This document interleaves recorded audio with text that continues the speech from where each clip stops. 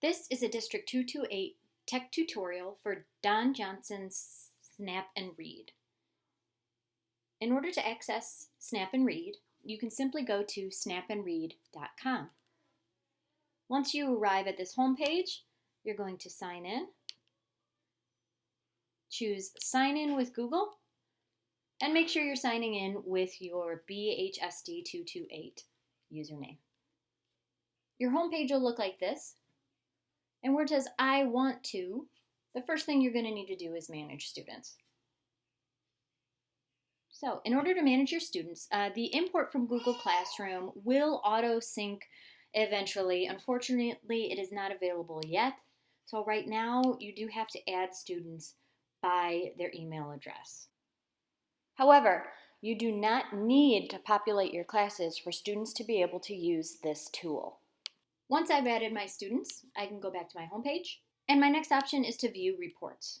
So as students do reading in their Snap and Read app, you're going to see your students listed here, as well as a summary for how many words and how much time they've spent reading.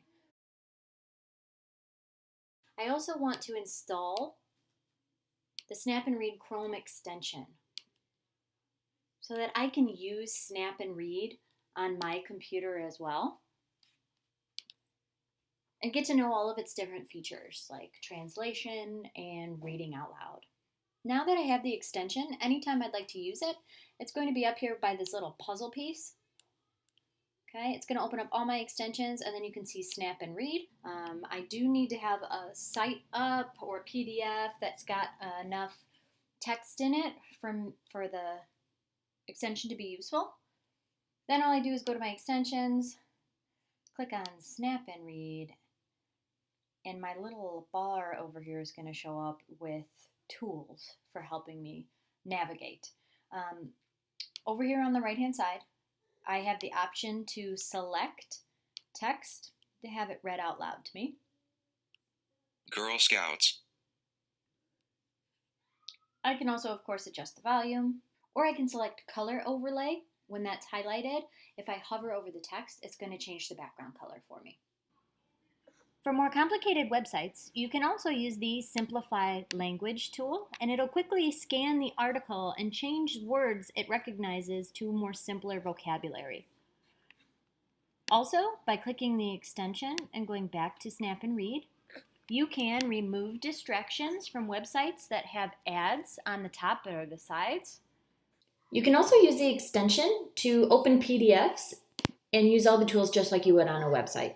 So if I go back to the Snap and Read extension and I go open PDF, I can open it from my device or my Google Drive.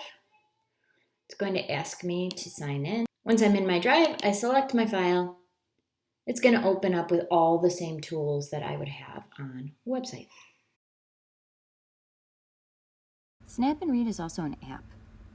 In order to find the Snap and Read app, you can simply go to the App Store and search for Snap and Read, and it's the first option that pops up. Once it's downloaded, go ahead and open the app and sign in with Google.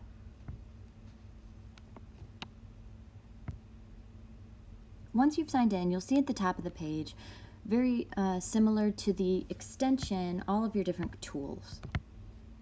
To use the translator feature, I simply hover over the translate button at the top of the page, change my language,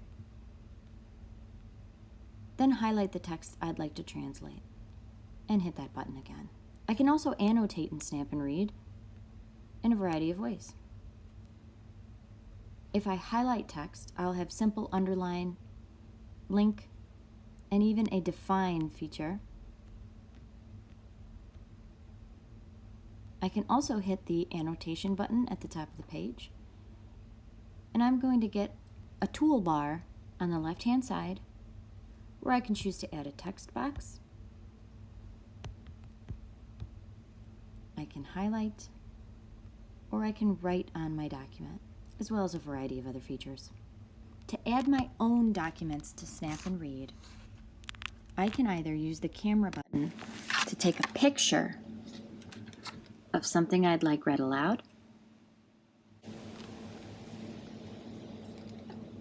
or can import my own document from a variety of locations by hitting the Documents button, going to the Browse tab at the bottom of the page, and then most likely choosing my Google Drive. Once I found the document I'm looking for, it's going to open up in Snap and Read, and I can use all of these features again. Once I'm completely done with my document,